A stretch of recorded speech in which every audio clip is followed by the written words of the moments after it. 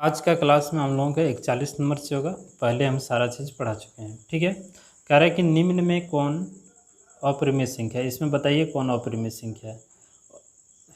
अपरिमेय संख्या नहीं है। अपरिमेय संख्या नहीं है यानी कि परिमेय संख्या वो होगा। ये कितना √64/81 यानी कि इसका 64 का वर्गमूल कितना होता है ना। इसका वर्गमूल आप निकाल लीजिए 64 का।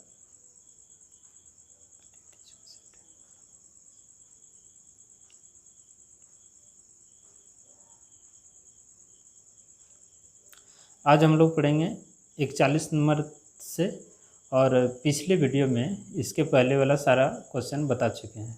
बहुत मुश्किल है नहीं, अगर आप थ्योरी पढ़े होंगे तो लेक्चर नंबर 1 और 2 तो ये सब हवा में उड़ जाएगा, ठीक है, दिक्कत होगा नहीं। निम्न में कौन सा अपरिमेय संख्या नहीं है यानी कि वो परिमेय संख्या है। तो आप देखिए ना, जिसका वर्गमूल निकल जाएगा वो परिमेय संख्या होगा। यानी कि 64 का निकलता है 8 और 81 का 9, यानी कि ये परिमेय संख्या 1 नंबर। तो इसमें सोचना क्या है। अगला क्वेश्चन यही देख लीजिए। इसमें निम्न में किसका दशमलव प्रसार शांत है। इसमें से किसका दशमलव प्रसार शांत है। तो हम क्या बताए थे कि हर को निकाल के देख लीजिए। अगर हर में 2 या 5 या दोनों, 2 या नहीं तो 5, ये तीनों कंडीशन में किसी का भी गुणज मिले तो उसका दशमलव प्रसार शांत होगा, अन्यथा अशांत हो जाएगा, ठीक है। तो यहाँ कह रहा है कि निम्नलिखित में किसका दशमलव प्रसार शांत है। तो इसका दशमलव प्रसार शांत है, क्योंकि 8 का जो यदि हम लोग तोड़े हैं तो 2 गुना 2 गुना 2, हम अभी क्या बताए कि केवल 2 होना चाहिए या केवल 5 होना चाहिए, या नहीं तो 2 या नहीं तो 5, है ना। तो ये हो जाएगा आपका 1 नंबर आंसर, है ना। 43 नंबर देखिए, सबसे छोटी अभाज्य संख्या और सबसे छोटी भाज्य संख्या का गुणनफल। सबसे छोटी अभाज्य संख्या 2 होता है ना, और सबसे छोटी भाज्य संख्या 4 होता है। दोनों को गुना कर दीजिए, कितना होगा 8। तो 8 हो जाएगा आपका सी नंबर आंसर। क्लियर है।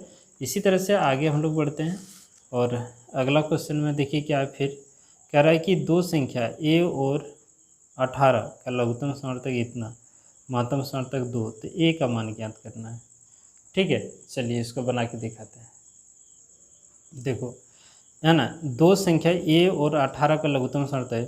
a और 18, a एक संख्या और 18 भी एक संख्या, और इन दोनों का लघुत्तम समर्थक कितना है 36। चलिए रहने देते हैं। हम लोग फार्मूला क्या पढ़े हैं, पहली संख्या गुना दूसरी संख्या बराबर लघुत्तम समर्थक गुना महत्तम समर्थक, ये है ना। तो लघुत्तम कितना है दिया हुआ 36 और महत्तम कितना है 2। अब इसको कटा दीजिए, तो 18 दूना 36, तो a का मान आ गया 2 दूना 4, यानी कि सी नंबर आपका आंसर। सिंपल बात है। अगला देखिए क्वेश्चन यही, यहाँ देखिए,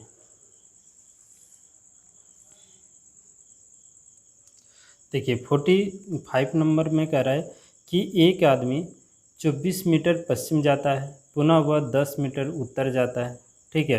अब वह अपने प्रारंभिक बिंदु से कितना दूर पर है, ये कह रहा है। तो आप समझिए, मान लेते हैं कोई आदमी यहाँ पे खड़ा है इस जगह पर, ठीक है, और यहाँ से पश्चिम आता है। तो पश्चिम किधर होगा, इधर होगा, ठीक है, इधर पूरा होता है, इधर पश्चिम, और उत्तर कहाँ होगा, यहाँ से इसका उत्तर कहाँ होगा, ऊपर की ओर होगा, ठीक है। तो देखिए पश्चिम कितना आता है 24 मीटर, 24 मीटर आता है पश्चिम, और उत्तर कितना जाता है तो 10 मीटर आता है। अब यहाँ कह रहा है कि अब वह अपने प्रारंभिक बिंदु से कितने दूर, अब आदमी यहाँ से पहले यहाँ आया फिर यहाँ चल के आ गया, तो अपने प्रारंभिक बिंदु से कितना दूर पर, यही ना, प्रारंभिक बिंदु से यही दूरी हो गया। तो ये देखिए समकोण त्रिभुज नहीं बना दिया। तो आप पाइथागोरस प्रमेय लगा के ये कर्ण निकाल लीजिएगा h। क्लियर हो गया ना, यानी कि लंब का स्क्वायर यानी कि 100 हो जाएगा, और आधार 24 का अगर आप स्क्वायर कीजिएगा तो कितना हो जाएगा, 24 का स्क्वायर कर लीजिए तो कितना हो जाएगा इसका, कितना हो जाएगा इसका, तो 24 का वर्ग करेंगे तो 576, ठीक है। अब ये दोनों का आपस में जोड़ देंगे तो हो जाएगा कितना 676। अब इसका वर्गमूल निकाल लीजिए, कितना होगा 26, तो 26 हो जाएगा सी। क्लियर है। तो इसी तरह से बनाना है, और क्या है।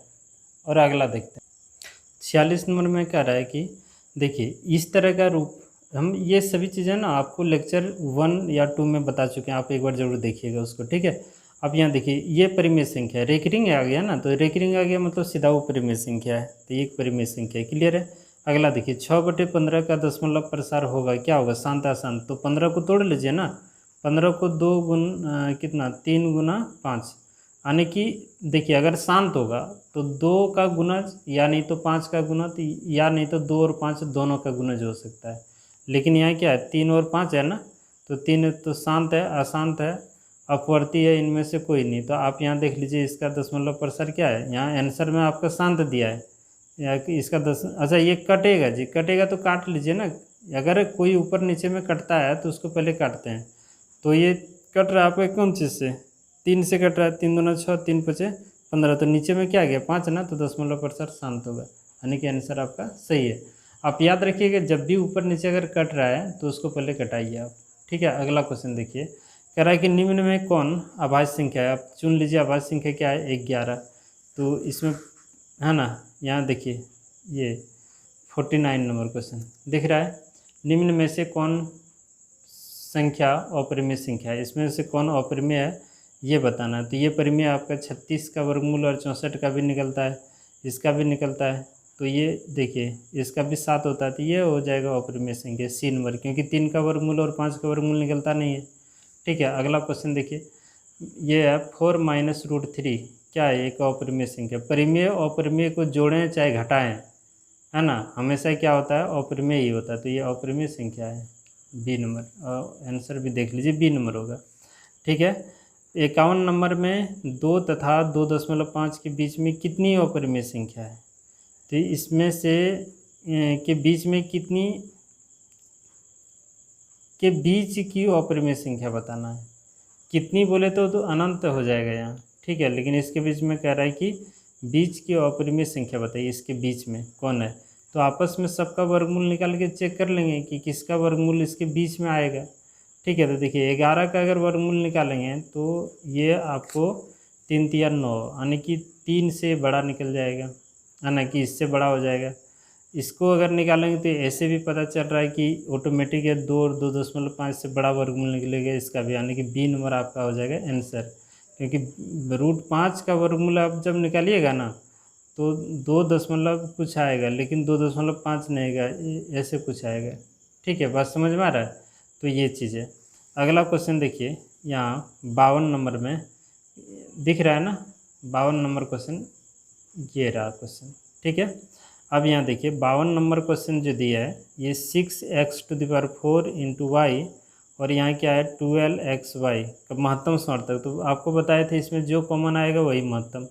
तो 6 से ये भी भाग लग रहा है, ये भी भाग लग रहा है, x पर पावर यहाँ 4, यहाँ 1, तो ये को x निकाल लेते हैं, y यहाँ 1, यहाँ भी 1, एगो y निकाल लेते हैं, यानी कि यही हो गया आपका महत्तम समावर्तक, यानी कि डी नंबर आपका आंसर, ठीक है। जो भी कॉमन निकल के आएगा वही महत्तम समर्थक हो जाएगा।